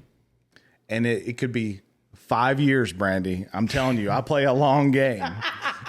It could be 5 years when I finally be like, asking. I'll be like, you know what? I'm going to go trivia tonight. But Graham, after the third time, he texted me and he said, I'll never ask again. I'm like, and I felt bad because like, I don't want him to feel bad, but like, I am a certain kind of crazy and he should know better. He does because he deals with me. It's nothing personal. And a lot of this I feel bad about because like, I know that Kevin was like always up for anything all the time. And I'm not Kevin. Yeah. And there for a while after he passed, I was like, I need to be a better friend but then you have that 40s thing going along where you don't give a shit. Right. And you're just kind of like, I just want to do. Yeah. But you don't want to try to be somebody else though also because you're going to be true to yourself. Just like I'm going to be true to myself. I'm going to try very hard to remain Brandy. Like my integrity of Brandy is I'm gonna remain the same. Well, I think that Graham knows me well enough to know that like I love him no less. Right. I'm just like He's not asking you again. I'm very reserved person. Yeah. It's funny because when I told him I was doing this podcast, he was like, the most introverted person that I've ever met, and you've decided that you want to do a podcast. I'm like, yeah, because this is on my terms. Yeah. I can do it when I want and not do it, Yeah. Because I'm an introvert, but you're an extroverted introvert. Yes. You have moments of extrovertism. It's like I can be an extrovert and be all up in it, but like where I usually sit is like keep to myself, which again goes back to like I don't ever post anything online because I don't want to stir any controversy or do any of the things, but then the whole you're in your 40s thing comes into play and you give less shits. Right. Somebody's slandering your dog. somebody slandering your dog. You hear about people wanting the number to Sonic or the dump. Oh, gosh. And you start getting pissed off. Is the dump open today? Does anybody know if the does anybody know if the rec center is open today? God, I don't know. You get on there, get on the Google. Yeah. But you're not going to compromise Tim. Like, you got to protect your peace. Well, Brandy, I used to compromise Tim all the time, which has gotten me to the point to where I'm so unhappy with just living in my skin. It's like, that's when... Are you still? To some degree, yes. Yeah. But not as much anymore. Like, I'm more now, I feel... Because you hit 40. Because you hit 40 and you start... It's like, I don't care. You start caring less. It's like... Well, you start caring less about what other people think or feel. And it's more about what... You know what? I'm going to listen to my needs and the way I feel about myself. There's that, but I spent a lifetime of when I was growing up, like trying, and even now, and I don't have to do this, but trying to be everything to everyone. Yep. Trying to be this person. Song. It is an Everclear song. Mm-hmm. They're coming to town, by the way. No. They are. We'll discuss that in a minute. But you're trying to be like. You're a people pleaser, or you used to be. Well, it's like I can fit into all of these different groups and talk to all of them because that's all of who I am. Mm-hmm. But like with the Christian group here, I'm locked in a box. Yeah. When I'm with this group of friends, these coworkers, I'm locked in a box. When I'm at home, I'm locked in a box, and it's like I don't want to do any of this stuff. I just want to do what I want to do. So that you bring up that's I'm glad that you brought it up that way, because I'm the same exact way. I always grew up being the yes person, whether it was in my job or at school or with my friend groups or work groups or whatever. It was I'm going to be the yes person. I'm going to. You need something done, I'll do it. I'll say absolutely. I'm gonna go with the flow. Absolutely. Well, and it's not even that. I'm gonna jump in there, and I'm your man. Yeah. You know, I'm the person for you, right? Mm-hmm. But then it kind of compromises your wants and needs when you're saying yes to everybody. What do you have left over for yourself? Nothing. You have absolutely nothing. You have misery. Yeah. You're just miserable, and you hate yourself. Yeah. Yep. And I've always been that person. I'm gonna make somebody laugh. I've always been that person. I want to make you laugh because, I like making people happy. I don't, even if I'm like, you would never know that I was the saddest person in the entire world. Yeah. Because I like to make other people feel good. Yeah. But then when I hit 40, it was like, I don't care. Yeah. I absolutely, I would love to make you laugh, but I'm going to make myself happy too. Yeah. Now. It's funny because I found God at a late age, like in my early mid 30s. And so like I was 100% into it. I didn't know it was that late. And I'm still 100% into it. But like I had such a problem with because I love this Christian group that I'm in and these friends that I have that are Christians. Mm-hmm. But like I'm a foul-mouthed person that likes to make these. I am very like to make jokes and like to do all these things that maybe this group wouldn't like, and maybe my coworkers find these things out about me, and they won't like that. But like the reality is like I'm all of these people, and it's like I don't want to separate these things out. Yeah. But that goes along with like when you get to your 40s, you're just kind of like, you know what? If you like me, great. If not, that's fine. But I've spent a lifetime of like not saying the things that I want to say in reality. And I know we joke about Facebook and then and now and all that kind of stuff. But like there's tons of times where I've written things up, fuck this person, right, this and that and the other, and then delete it. Really? Because that's the kind of person that I am. And I'll continue to do that because I am self-aware enough to say, hey, somebody was upset in the moment and they said this thing like maybe, Bert joked about like, oh, I'm missing 2 chicken nuggets, and they get on there and they're, they're like angry. That would have passed if that person had waited like 1 hour. If that. Yeah, and that would have passed, and that's just gone from their life. They were just hangry. They were, they were hangry. And they didn't get their 2 nuggets. If they would have just eaten the nuggets that they had. And just been, that's part of your upbringing too, is that, it's like, accept what you have. Yeah. And when bad things happen to you, just let it roll off. Right. And it's like, you'd listen to like me and Joseph talking about like all the shit that happened with like our family. And it's like one right after the other of just letting the things roll off. Yeah. And then it gets to the point where you're just kind of can't let it roll anymore. You can't let it roll anymore. And you got to take a breather for it. Yeah. But you're like that too. You're a people pleaser, and you want to make sure that you don't want to make people mad, and you want to make sure that everyone around you is happy. You're a host. Yeah. Graham is a host too. He wants to host, but like but he has a limit. I was going to say the difference between you and Graham is like me and Graham will talk about, he's like, fuck this. And he'll put his foot down. Yeah. But that's good because that evens you out. And Nikki's like that with me too. Let me ask you this. You talk about all these boxes. This person, this group has this of you. This group has this of you. Is there any box or any place in your life where you're completely you all the time? With Nikki? Yeah. And that's the only person. Yeah.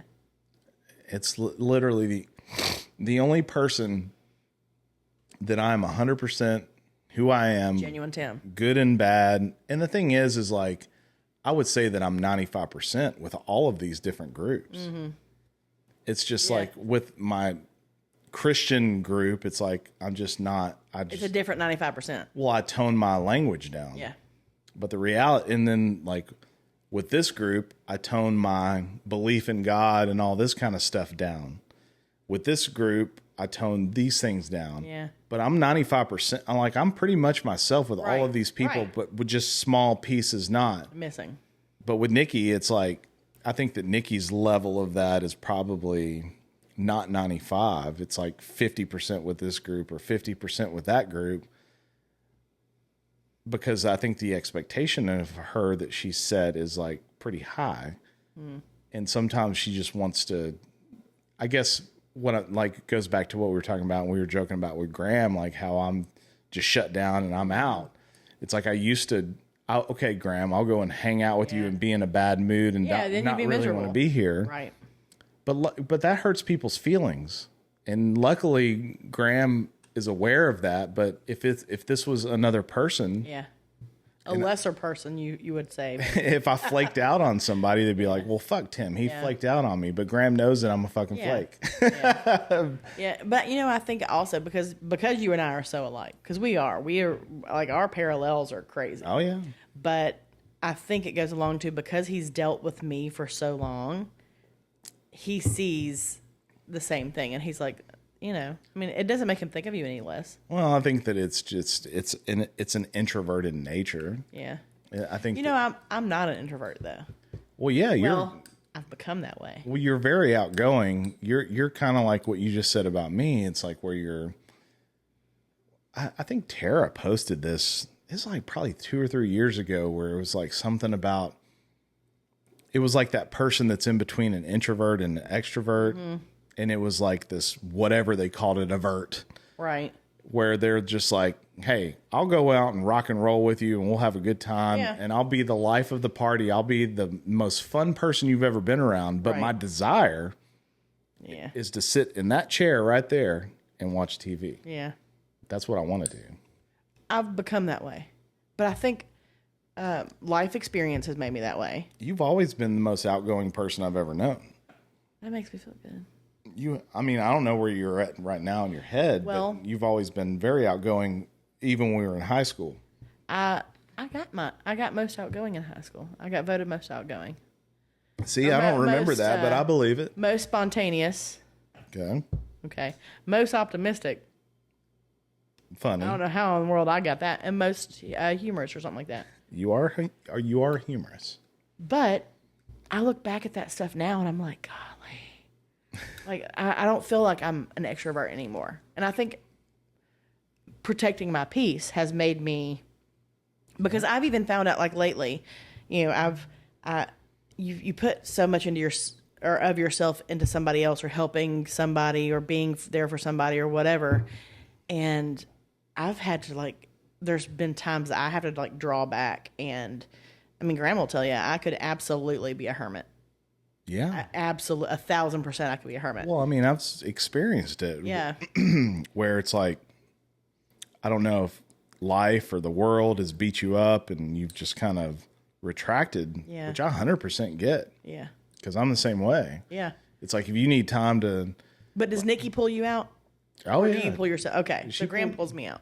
He will, I'll make plans with somebody, and immediately when I get off the phone, I'm like, oh, no. I think that's probably 100% of everybody. Yeah. It's like, I'd like to think... getting older thing. I'd like to think that it's like just me and my introverted ways, or you and your introverted ways of being annoyed with yourself for making the commitment.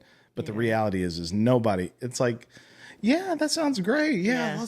That'll be awesome. Let's do this. Oh, fuck. But I'll get off the, you know, Graham will tell me, Brandy, when you go do this thing, you have a great time. And I do. Oh yeah. You'll have a great time. Absolutely. Like, I've gotten, and I think it's because, you know, whether it's depression or anxiety, because I've dealt with both since I was 16 years old. Yeah. And my anxiety especially got worse over the years. And then depression got really bad, really, really bad in my late 20s. But over the years, you know, I've gotten to a point where Grandma will have to push me to do stuff. Yeah. You know, like, I don't know if I freeze or if it's protecting my peace. And also, having kids, I think, changes that dynamic, because then you got somebody else to worry about. Yeah. Nikki gets me out of that stuff, but it's usually not from anything that she does. It's usually from, like, she just leaves me alone. Really? And then I get myself out of it, because there's if I get myself in a mindset, there's no convincing me out of it. Yeah. But she's found over the years ways of thinking that she's being smooth, of getting me out of something. She's a very intelligent lady. Oh yeah, she's very smart, and she knows how to deal with me. Yeah. That's what I'm saying. It's like, but that comes from experience of dealing with you for so long. That's what I was going to say. When you've been married for as long as we've been married, I feel bad, because at this point, I don't know if it's 20 or 25 or somewhere in there. Did you know today, March 28th, is mine and Graham's 23-year anniversary of our first date? Yeah, well, you told me the other day that it was your anniversary, and I was like, well, I don't want to fuck with your anniversary. And Graham's like, oh, it's just anniversary first date. I'm like, Brandy, what the fuck? You're just trying to get out of coming and sitting in the chair over there. But yeah, I mean, that's a long time. Well, you think it is until you talk to somebody that's been together for 50 years. Yeah, and you're like, oh my gosh, do I have that many more years in me? But Brandy, how long have y'all been married? This July will be 20 years. I was going to say 15, 20 years. Mm-hmm. The problem is, it's people that get married now will get married. Shit gets rough. Yeah. And they don't know how to deal with it. Well, nobody knows how to deal with any of it. And then they just give up, because it's like, oh, we're just going to get divorced. If you force it, make it work, because this person is the person that you love and that you're supposed to be with, you will get past that. It's like, I don't know what, like, me and Nikki had the worst time ever 3 to 5 years into our marriage. Lots of problems. After we got past that, not a single problem ever. Mm-hmm. I'm talking like almost 20 years not having problems. And so I live a drama-free life. Mm-hmm. And then when I go to work and I have to deal with like a certain drama, I always compare it to like, well, I've been married for this amount of time and I have no drama. I'm not fucking dealing with whatever this drama is, this other drama trying to come into my life. Yeah. Because if I was going to have drama, I'm going to have a drama with like someone that I see every day that I've committed my life to and the person that I'm looking at every single day. Yeah. I'm not dealing with you. And again, that comes with like the 40s of just kind of not giving a shit about it. Right. Because all that stuff when you're younger just like clouds your mind and you're thinking of all these things. Well, and then, but also when you're younger, you know, in your early 20s, whatever, you have these expectations of how your life's going to be. You know, oh, this is going to be how it, you know, this is going to be how my kids are, and this is going to be how it is. Mine's nothing like I thought it was going to be. What about you? No, not at all. You can plan it out all you want, but it's never gonna. It's never gonna be like what you think it's gonna be. No, and it's funny because I always think about when it happens drastically different than what I've thought it's going to be. I always think about when they say there's an old adage: if you want to hear God laugh, tell him your plan. Oh yeah, you know, and it's the same thing. I mean, you can't micromanage your life to where it's exactly like, I don't know if anybody that has a life like they had thought about it was going to be when they were 18. I like to have everything like a certain way, and it's like I can do that up to a certain point. I tell people all the time that like at work, it's like, because it takes me about an hour to get to work. So I used to every day, I'm like, okay, I was in the landscape. I am in the landscaping business, but I was more in the field at this point. And so like every morning on the way to work, I'm like, okay, this crew needs to go here. We need to do this. We're going to do this. We're going to do this. I pull into our yard in the morning. Hey, Tim, you know, these 7 people didn't come in. And it's like completely fucked up your plan of everything that you're trying to do. And so like, that's life. It's like you're trying to make this plan of all the things that are going to happen, and you can kind of put it in parameters, but like the things that are going to happen, it's like you never know what's going to happen. Yeah. And it's like, and that used to bother me for a long time because Nikki will tell you that like I used to get mad like when people were sick or like there's a problem going on. Was it before you had kids? Well, no, it's like I remember when Hayden, when he was diagnosed with type 1 diabetes when he was young, it's like I was mad about that because it was an inconvenience in my life. Right. It was an inconvenience in my plan. Or even dealing with the thing with Heidi and Bennett the other day. Yesterday. This is an inconvenient because I'm busy at work and doing these things. Yeah. It's like I'm not good at dealing with the inconvenience of it. Right. And I kind of broke down the walls a lot of it, like in 2021 when all of my family died. Because there's nothing like that will, you know, it's like you have no control of that. Yeah. And it's like in my life, I'm trying to control every single little bit of my life, but it's kind of like a God nod of saying like, hey, you need to relinquish control. You don't have control of all these things. You have control of these things, but you don't have control. Because I let you. Yeah, I mean, you don't have control of these things. Yeah. And that's kind of where I'm at now. I still get aggravated about it, but I think that overall it's like, again, I think 40s is a magic number of like. Yes. I mean, it was, literally, no joke, and I couldn't have planned it. But when I turned 40 is when I noticed the shift. Now, 29, I had such a hard time turning 30. Yeah. 29 was that was my worst year. So much went on. I was debilitating anxiety. Depression was horrible. 29 was a rough year for me. Yeah. Graham and I were going through our issues. And so that was, because you always, oh gosh, 39 is terrible. Your 40s or blah, blah. 40 was like a switch flipped. And it was like, wait a second. I don't have to say yes to these people anymore. It's like, I'm glad getting older. Yeah. I'm glad to I really don't give a shit about age. And it's like I look at myself and I'm like looking at myself and like I'm gray in my beard and I'm getting all that. And it's like, I don't know if that's like just life's way of giving you wisdom and you care less after you turn 40 right. And like all these things are happening. But like, it's like, well, the problem is like, I know Graham and Graham knows me. And it's like, if we don't do something, it's like, Maybe we'll do something tomorrow. Yeah. It's not a big deal. Yeah. But so I don't get offended. Hopefully he doesn't get offended. No. But like with other people, I would probably have more of an inkling of feeling bad, but it doesn't linger. It doesn't linger like it used to. Right. I used to be like, oh, I copped out on this thing because I just didn't feel, because you know what it's like because I've been depressed a lot of my life. And it's like, I don't want to be the not yes man. Yeah. But like at the same time, it's like I'm at the point where like I just want to please like what I want to do. Right. But I also know that like if I allowed that part of me to take over, I'm going to be even more depressed because I'm just going to sit here and do these things. It's like you said a minute ago. It's like, hey, you went and did it and you had a good time doing it. Yeah. Anytime I've ever had that situation, I'm like, God, I don't want to go do this. Yeah. And then you have a good time. Yeah. You always do. Yeah. It's like you just pick and choose, I guess, right. which of the things that you do. Yeah. This year has been the past 12 months has been a very hard 12 months for a myriad of reasons. Well, it's one of those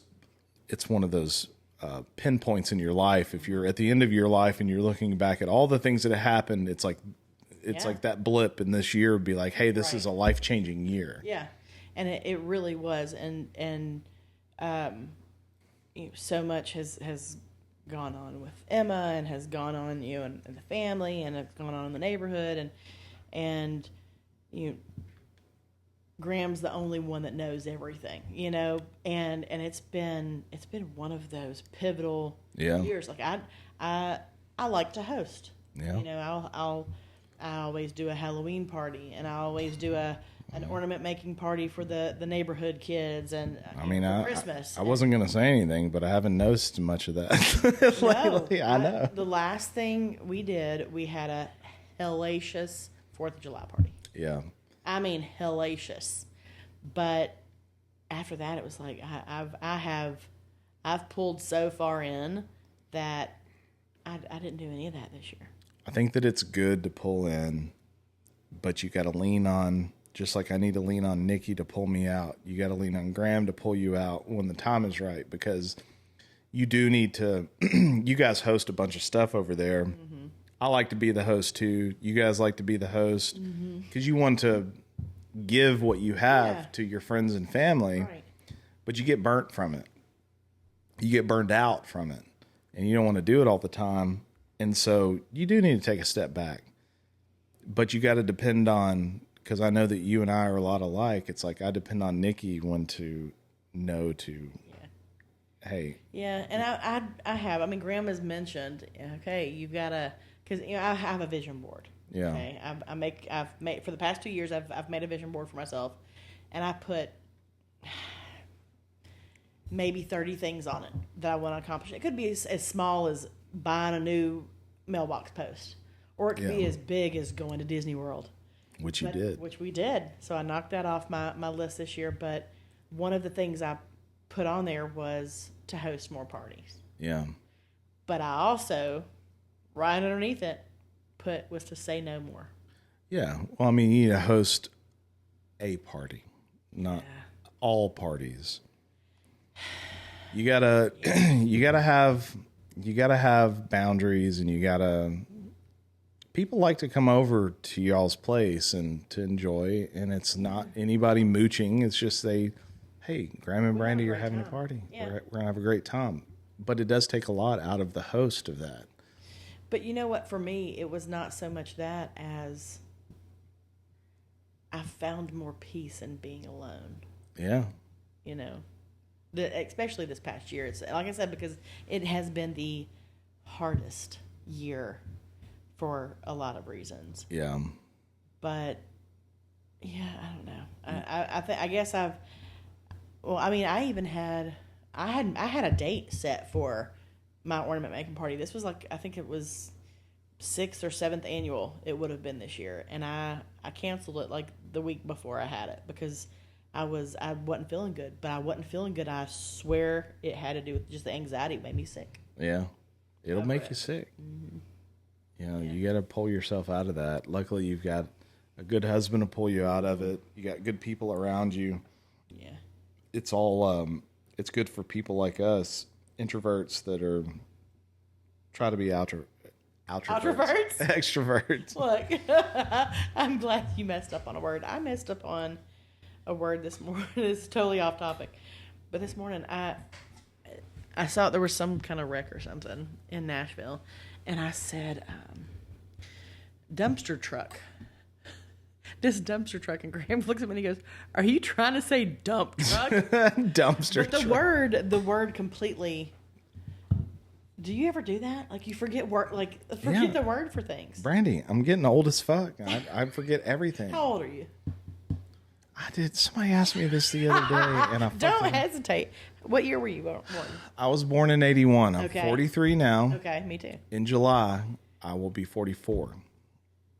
Okay. And I'm older by like 2 months.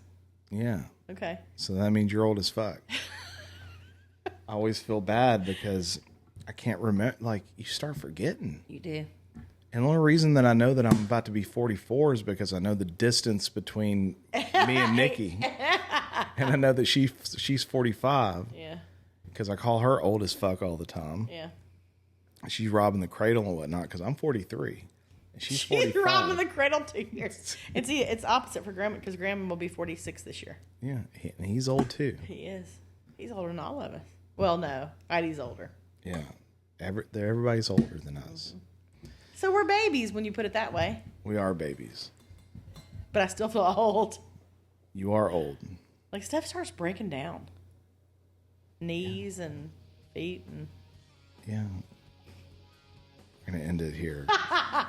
Because we've gone about 2.5 hours. Have we really? Your clock's wrong, by the way. It is wrong. That's meant to fool you. But the main thing is I got to pee. And you're going to have me on again. Yeah, you live next door. Yeah. All right, so we'll do it again. Yeah. Goodbye forever.